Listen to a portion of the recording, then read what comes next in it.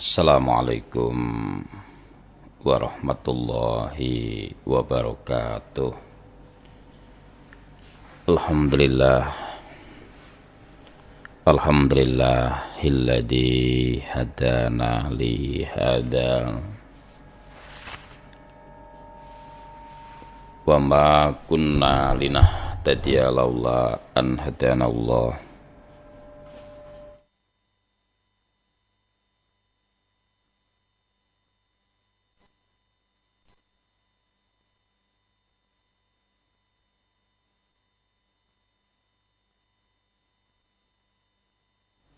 Laqad ja'at rusulu rabbina bil haqq wa nudu antil kumul jannatu uristumuha bima kuntum ta'malun. Asyhadu an la ilaha illallah wa asyhadu anna muhammadar rasulullah sallallahu alaihi wasallam wa ala alihi wa ashabihi amma ba'da. Kaum muslimin wal muslimat, Bapak Ibu pendengar pecinta radio Samhan dimanapun saat ini Bapak Ibu panjenengan sedaya berada, selalu kita awali setiap perjumpaan amal soleh yang sangat baik, yang sangat barokah. Di kesempatan pagi hari ini, hari awal minggu ini, ya tentunya hari yang ke-9 di bulan 11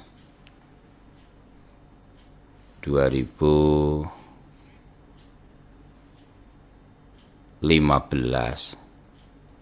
atau tanggal 27 Muharram, yang tentunya kita syukuri apa yang telah Allah berikan kepada kita. Jadi yang kita syukuri itu apa yang sudah kita terima. Banyak orang tidak bisa syukur karena dia tidak mensyukuri apa yang telah diterima. Dia baru syukur kalau mendapatkan apa yang dia inginkan, apa yang dia cita-citakan. Kalau orang iman harusnya bersyukur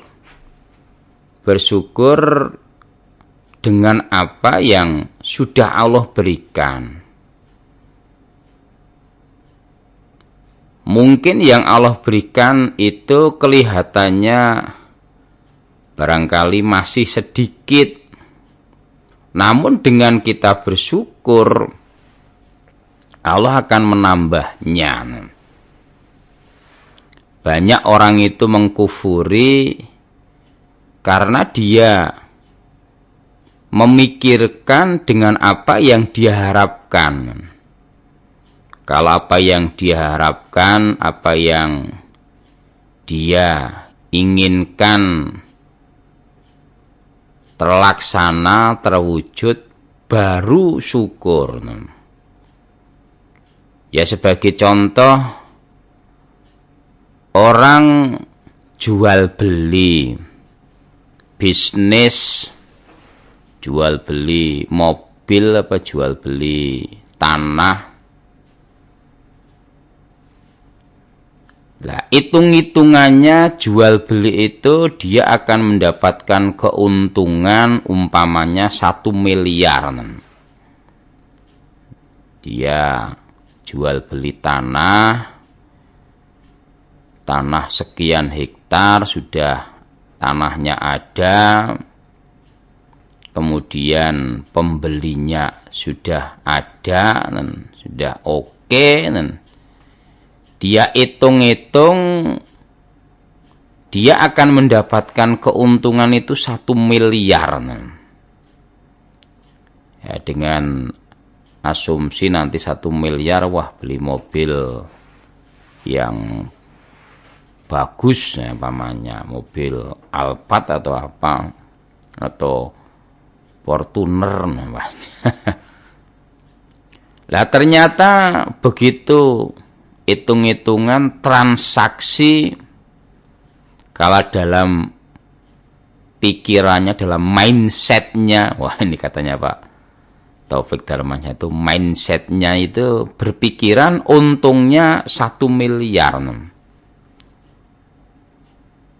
Delalahnya ya entah bagaimana, ternyata meleset. Keuntungannya tidak 1 miliar, keuntungannya 500 juta. Kan ya separuhnya. Lah, bagi orang yang ahli syukur, dia bersyukur, alhamdulillah, dapat untung apa 0,5 miliar atau 500 juta. Wah, adapun kurangnya usaha lagi. Namun kalau orang yang nggak ahli syukur, dia akan marah-marah. Wah, apaan ini? Harusnya 1 miliar, masanya dapat 500 juta begini. Padahal rencana saya sudah mau beli mobil Fortuner apa Fornitur. Wah, sudah direncanakan, sudah matang itu. Akhirnya, padahal kalau kita pikir uang 500 juta itu banyak. Apalagi orang-orang yang mungkin gulungan menengah ke bawah, megang uang segitu ya jarang. Boro-boro megang, lihat pun jarang kadang-kadang. Namun karena tidak dilandasi syukur tadi, mendapatkan rezeki 500 juta itu lo nggak syukur. Wah, apaan ini? Wah, masih apaan? Namun kalau orang yang dilandasi syukur, sekecil apapun disyukurin. Wah, alhamdulillah.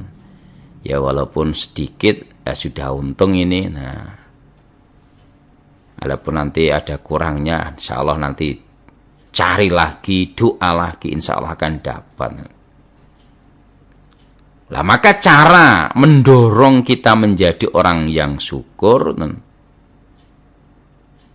syukuri apa yang ada, syukuri apa yang kita terima. Jangan melihat apa yang kita harapkan. Kalau kita mengharap apa yang kita harapkan, yang kita pingin, kita nggak akan pernah bisa syukur. Yes, kita syukur, alhamdulillah, punya hidung. Ya walaupun hidungnya nggak mancung kayak punya hidungnya orang Eropa, hidungnya tidak mancung seperti hidungnya artis, tapi alhamdulillah bisa bernapas dengan mudah. Alhamdulillah hidungnya juga masih menghadap ke bawah, kalau hujan juga nggak kehujanan. Senang hatinya. Namun kalau kemudian dia tidak bersyukur, tidak ahli syukur, melihat apa yang diharapkan, yang ada ngersulo, ngrutu. Kenapa hidung saya ini jelek begini? Kenapa hidung saya ini kok apa bengkak begini enggak mancung namanya. Yang ada susah, akhirnya mengkufuri nikmat. Diberi mata karena memang tidak ahli syukur, dia memikirkan apa yang diharapkan, ya akhirnya nggak bisa syukur. Dia berharap, coba mata saya kayak bening, kayak sekaya itu. Nah, mata saya jernih kayak itu. Mata kok kayak begini, belok. Nah. Sehingga yang ada adalah ngerutu, susah. Akhirnya ya tidak bisa syukur tadi. Maka untuk bisa mendorong kita bisa menjadi orang yang ahli syukur, maka syukuri apa yang kita ada itu, syukuri apa yang kita terima itu. Adapun ada kurang-kurangnya, ya minta pada Allah. Wong kita dibolehkan pada Allah untuk minta kok. Barangkali Allah hitung-hitung, wah nanti kalau langsung diberikan sempurna nanti dia nggak mau minta, nanti sombong nanti. Maka apa yang dia minta itu tidak langsung diberikan kontan. Ya tadi umpamanya dia minta 10 miliar, nah, maka diberikannya ya sedikit-sedikit ya. Kalau langsung dikasihkan 10 miliar brol begitu, wah nanti terus nggak minta lagi nanti, terus males nanti ya. Maka biar terus semangat minta, semangat berdoa, ya diberinya sedikit-sedikit, barangkali seperti itu. Ya maka dari itu kita terus menerus mengajak syukur, ya tadi agar kita bisa menjadi orang yang ahli syukur, ya menerima, kalau bahasa anunya itu qanaah dengan apa yang sudah kita terima ini. Karena kalau kita selalu memikirkan kekurangannya, ya maka kita tidak akan pernah bisa syukur. Tapi kalau kita selalu berpikir lebihnya, kalau orang-orang motivator itu selalu positive thinking apa thinking itu, maka dia akan menjadi orang yang selalu bersyukur, semangat. Tapi kalau orang selalu negatif thinking apa thinking, nah ini ya yang ada nggersulo, nggersah, susah, loyo, ngelokro, nggak semangat. Ya, maka selalu kita ingatkan syukur, karena memang syukur ini penting. Maka semuanya disyukuri, alhamdulillahirabbil alamin. Dan juga atas perjuangan para perantar hidayah juga kita syukuri, alhamdulillah, jazahumullahu khairan. Semoga Allah paring manfaat, semoga Allah paring barokah, dan juga atas kebersamaan Bapak Ibu pendengar pecinta Radio Samhan di pagi hari ini. Paginya dingin loh hari ini. Biasanya kalau kemarin-kemarin kan nggak dingin, ini wah dingin ini. Ada sedikit dinginnya, njekut nah. Apalagi kalau mandi jenabat nah. Alhamdulillah, jazakumullah khairan. Kita rehat untuk mendengarkan beberapa pesan berikut. Baik Bapak Ibu yang kami hormati, yang tentunya sudah siap dengan kajian pagi hari ini di surah Al-Baqarah ayat 249 yang akan kita kaji. Sebelumnya kita baca dulu surat Al-Baqarah 249 ayatnya. A'udzu billahi minasy syaithanir rajim. Bismillahirrahmanirrahim. Falamma fasala Talutu bil junudi qala innallaha mubtaliikum binahar فمن شرب منه فليس مني ومن لم يطعمه فإنه مني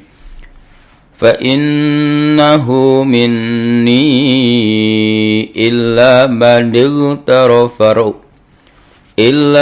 اغترف غرفة بيده فشربوا منه إلا قليلا منهم فلما جاوزه هو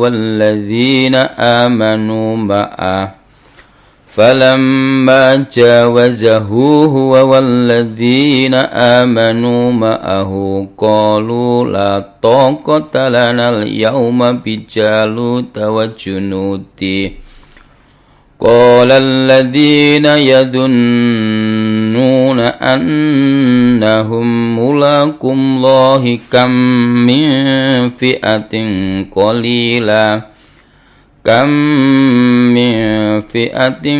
قليلة غلبت فئة كثيرة بإذن الله والله مع الصابرين ولما برزوا لجالوت وجنوده قالوا ربنا أفرغ علينا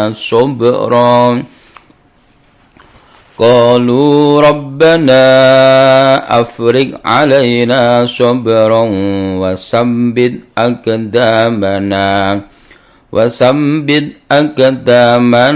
وانصرنا على القوم الكافرين صدق الله العظيم Allahumma arhamna bil Qur'an waj'alhu lana imaman wa huda wa nura wa rahmah. Allahumma dzakirna minhu ma nasina wa 'allimna minhu ma jahilna warzuqna tilawatahu anna al-laili wan nahar.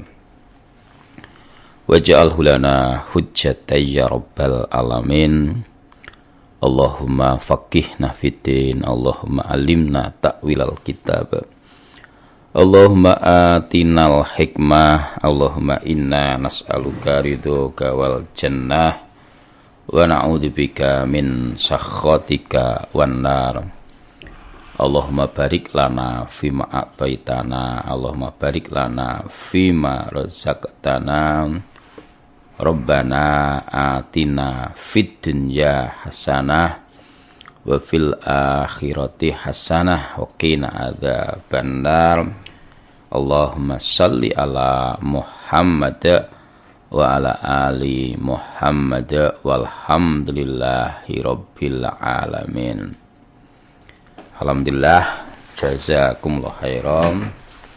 Bapak Ibu yang kami hormati, Bapak Ibu yang kami takdimi, pendengar pecinta yang berbahagia,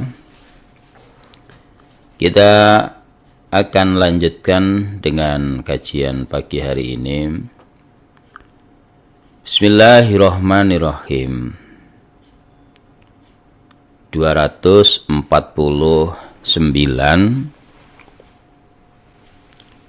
Falama ketika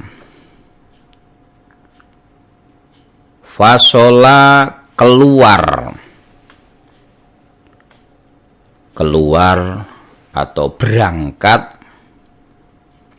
keluar dari Baitul Maqdis menuju untuk lawatan di kerajaannya Jalut. Siapa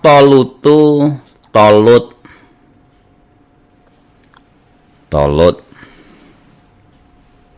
panglima yang dipilih oleh Allah, walaupun saat itu tidak diharapkan oleh mereka. Bil junudi dengan pasukan, bil junudi dengan pasukan.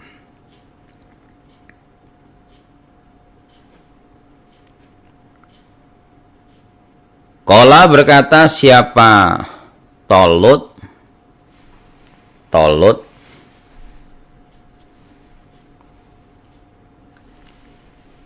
Inna Allah sesungguhnya Allah mubtalikum akan mencoba siapa Allah pada kalian, akan mencoba atau menguji siapa Allah pada kalian binahari dengan sungai, binahari dengan sungai.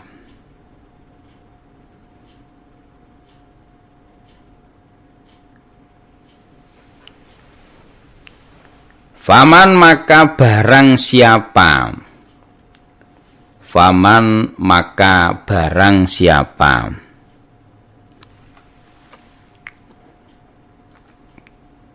syariba yang minum, syariba yang minum,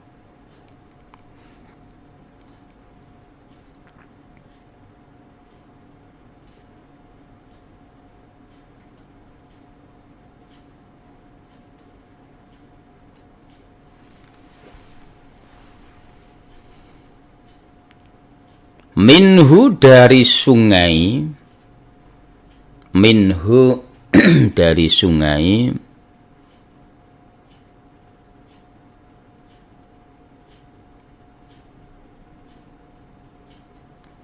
falaisa maka tidak ada dia, falaisa maka tidak ada dia, dia orang yang minum itu, mini gulunganku, mini gulunganku.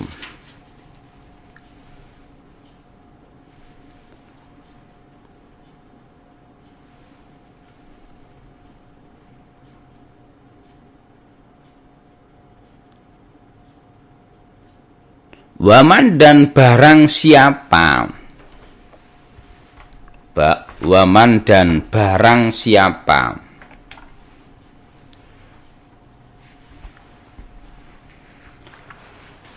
lam yatok amhu yang tidak minum dia pada sungai, yang tidak minum dia pada sungai,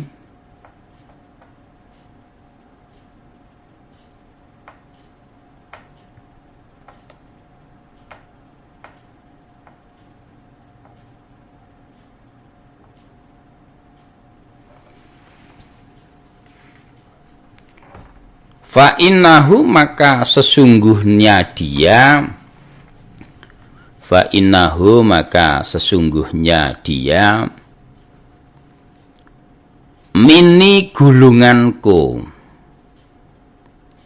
mini gulunganku, gulunganku Panglima Tolut itu.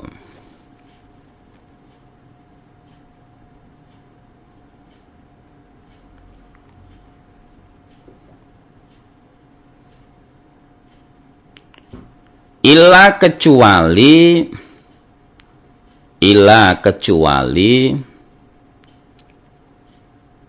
iktarofa, ila kecuali man orang, iktarofa yang nyawuk, nyawuk itu mengambil dengan tangan, jadi merapatkan kedua tangan terus buat ngambil air.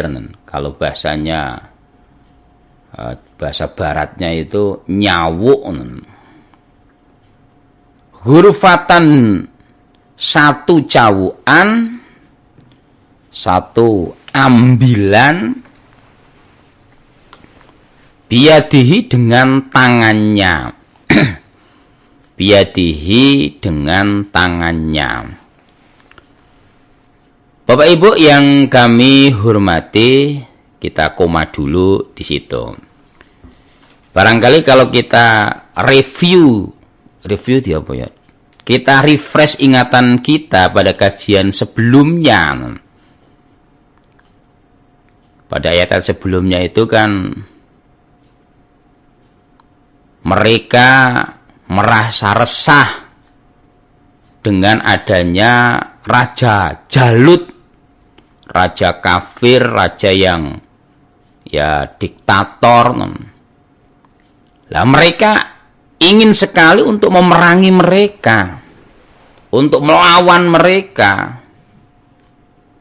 Ya, namun tentunya untuk melawan kan harus ada pemimpin yang memimpinnya. Jadi pemimpin yang memimpinnya. Maka mereka berharap ada pemimpin. Lah kemudian saat itu nabinya yang jadi nabi Samuel saat itu akhirnya dia menceritakan bahwa yang diangkat menjadi panglima adalah Panglima Tolut. Yang mana saat itu mereka pada nggak setuju, pada demo. Wah. Karena apa? Backgroundnya Tolut itu ya tidak sesuai dengan harapan mereka, tidak sesuai dengan ekspektasi mereka. Nah, biasanya pemimpin itu kan biasanya yang kaya, yang pokoknya punya. Dan Tolut itu nggak memenuhi kriteria itu. Dia ya nggak kaya. Namun oleh Allah dipilih dengan diyakinkan Allah akan memilih untuk kalian Tolut ini. Nah nanti ketika dia menjadi seorang pemimpin, maka Allah akan menambah kekuatannya dan ilmunya. Mereka sebenarnya nggak cocok sampai kemudian yakinlah bahwa ini pilihan Allah. Nanti Allah membuktikan dengan merestuinya Allah dengan pengangkatan Tolut itu dengan apa? Datangnya peti bok dari langit yang dibawa oleh malaikat yang berisi peninggalan Musa. Tongkatnya Musa dan serbannya Harun. Nah ini bukti bahwa Tolut resmi diangkat oleh Allah menjadi panglima. Ya karena sudah ditegaskan seperti itu, maka mau nggak mau mereka menerima keberadaan Tolut sebagai panglima. Walaupun tadi mereka mengecilkan, wah Tolut orangnya hartanya sedikit, gini-gini. Maka begitu Tolut diangkat menjadi panglima, maka kemudian dia keluar dari rumah, dari Baitul Maqdis, maka kemudian Tolut dengan tegas mengadakan apel siaga, mengadakan briefing kepada pasukannya. Dan ini yang juga kita ambil kesimpulan, seorang pemimpin harus berani mengambil ketegasan tadi seperti Tolut. Walaupun tadinya orang yang tidak diperhitungkan, begitu dia memegang tampuk pimpinan langsung dia nasihat ijtihad. Kemudian Tolut mengatakan, saudara-saudara sekalian, pasukan siap. Perlu diketahui dan cuaca saat itu keadaannya sangat panas sekali. Sangat panas sekali. Tolut mengatakan nanti kalian akan ketemu sungai. Sungai di mana sungai ini sangat jernih, sangat menggoda keadaan kalian. Namun perlu diingat, jangan sekali-sekali kalian minum sungai itu. Minum airnya maksudnya. Karena barang siapa yang minum bukan gulunganku, yang tidak minum gulunganku. Pol-polnya minum hanya satu cawuk saja, hanya satu ambilan saja. Jadi kalau ngambil ya hanya satu cawukan saja. Ya bukan menciduk ya. Kalau menciduk kan pakai gayung, pakai, nah itu menciduk. Tapi kalau nyawuk ya pakai tangan, mengambil pakai tangan. Sehingga Tolut mengatakan, perlu diketahui walaupun saat ini cuacanya sangat panas, saya yakin kalian haus semuanya, saya yakin kalian dahaga semuanya, pengen sekali, tergoda sekali untuk minum sebanyak-banyaknya. Namun saya ingatkan, jangan sekali-kali kalian minum air itu. Kalau yang minum bukan gulungan saya. Pol-polnya minum satu cawukan aja. Maka tegas sekali peraturan atau ultimatum yang dikeluarkan Panglima Tolut saat itu. Kita lanjutkan. Namun apa yang terjadi Bapak Ibu yang kami hormati? Fasyaribu, maka minum mereka. Pasukan yang ribuan tadi. Fasyaribu, maka minum mereka.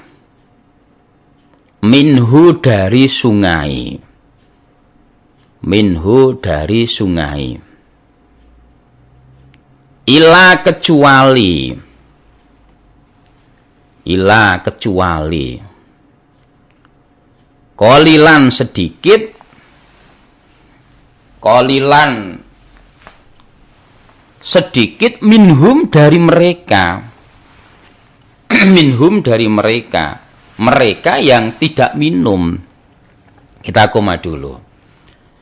Bapak Ibu yang kami hormati, setelah apel siaga sudah selesai, pasukan diberangkatkan. Berangkat. Wah. Dan apa yang diinstruksikan oleh Panglima Tolut ternyata benar. Di saat mereka sudah mulai keletihan, perjalanan jauh, di saat mereka sudah mulai letih, capek, panas yang sangat-sangat panas saat itu. Ternyata di depan mata mereka ada sungai yang begitu jernih, yang menggoda hati mereka.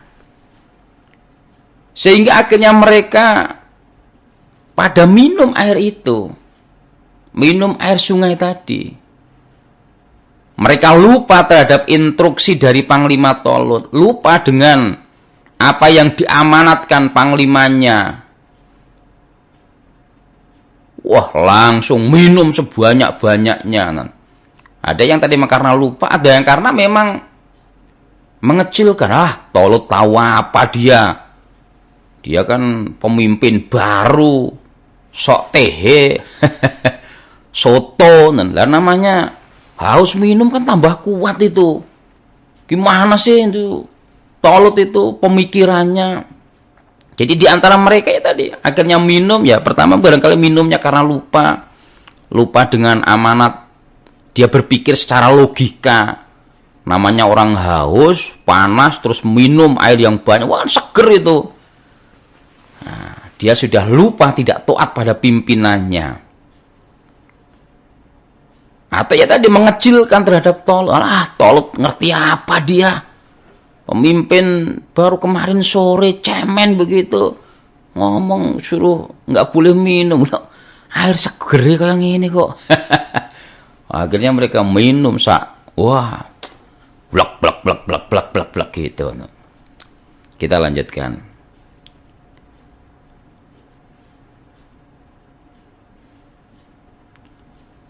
Falama, ketika ya akhirnya semua minum, kecuali yang tidak minum sedikit. Di sebuah kisah itu ada yang tidak minum itu ya hanya satu cawukan tadi, karena ingat dengan pesannya komandannya, pesannya panglimanya bahwa tidak boleh minum kecuali hanya satu cawukan. Maka ada orang-orang yang komitmen dengan itu, dia hanya minum satu cawukan. Jumlahnya nggak banyak. Ada yang mengisahkan 310. Atau ada yang mengisahkan 313. Seperti pasukan waktu perang Badar itu. Jadi ada yang memang komitmen dengan apa yang disampaikan oleh panglimanya, sehingga dia patuh taat dengan apa yang disampaikan oleh panglimanya. Falama ketika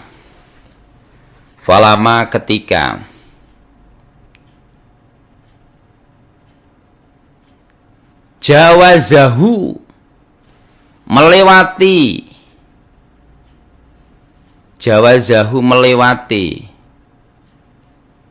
hu pada sungai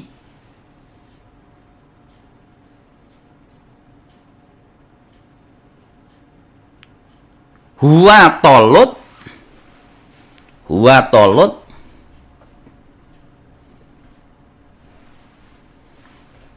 waladina dan orang-orang amanu yang beriman, yang taat pada Tolut tadi, yang jumlahnya nggak banyak tadi, hanya 313 dari jumlah ribuan orang yang berangkat.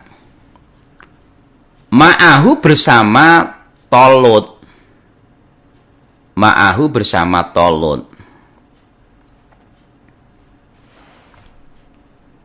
Qalu berkata mereka yang nggak taat tadi, yang minumnya kelempokan tadi, sampai medel tadi. La tokota, tidak ada kekuatan.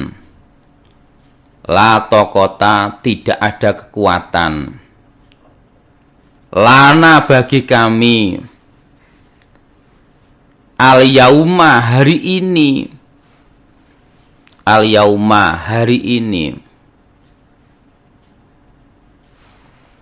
Bijaluta dengan Raja Jalut. Wa junudihi dan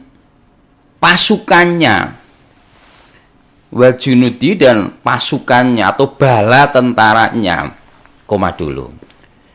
Bapak Ibu yang kami hormati, begitu mereka yang tidak peduli dengan instruksi amanat dari pemimpinnya, dari panglimanya, mereka minum sekenyang-kenyangnya sampai gelegen, sampai olah. Apa yang terjadi Bapak Ibu yang kami hormati? Orang-orang yang beriman dan Tolut, orang iman yang mengindahkan perintahnya Tolut tadi, dia bisa melewati sungai itu bersama Tolut, melanjutkan perjalanan untuk mengadakan lawatannya atau perjalanannya untuk menyerang pasukannya Jalut. Sedangkan orang-orang yang tidak taat, orang yang minum semaunya tadi, yang sebanyak-banyaknya tadi, akhirnya semuanya roboh di dalam sungai itu. Yang sakit perut, yang kekenyangan, yang sampai kemudian mereka mengatakan, aduh, hari ini, sekarang ini, kami tidak bisa melanjutkan perjalanan untuk menghadapi Tolut dan pasukannya. Aduh, sakit perut saya. Aduh, nggak bisa terusin perjalanan saya. Udah. Hanya panglima Tolut dan ya tadi pasukan yang taat tadi sekitar 313 atau 310 tadi yang bisa melanjutkan perjalanan. Yang lain pada tepar semuanya. Yang sakit perut karena melihat air yang segar tadi, akhirnya nggak bisa melanjutkan perjalanan. Kita lanjutkan. Waqala dan berkata Siapa aladina orang-orang. Aladina orang-orang. Yadhunnuna yang menyangka mereka. Yang yakin mereka. Anahum sesungguhnya mereka. Anahum sesungguhnya mereka.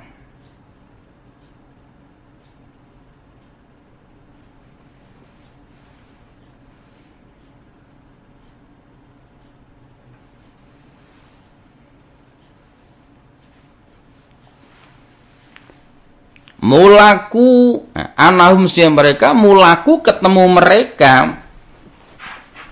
Allah pada Allah. Orang yang taat pada pimpinannya. Dia berkata, kam banyak. Kam banyak. Min fi'atin dari gulungan. Min fi'atin dari gulungan. Qalilatin yang sedikit. Qalilatin yang sedikit. Ghalabat mengalahkan apa gulungan atau pasukan yang sedikit tadi. Fi'atan pada gulungan. Fi'atan pada gulungan. Kasirotan yang banyak. Kasirotan yang banyak. Bi'idnillah dengan izinnya Allah. Bi'idnillah dengan izinnya Allah. Kita koma.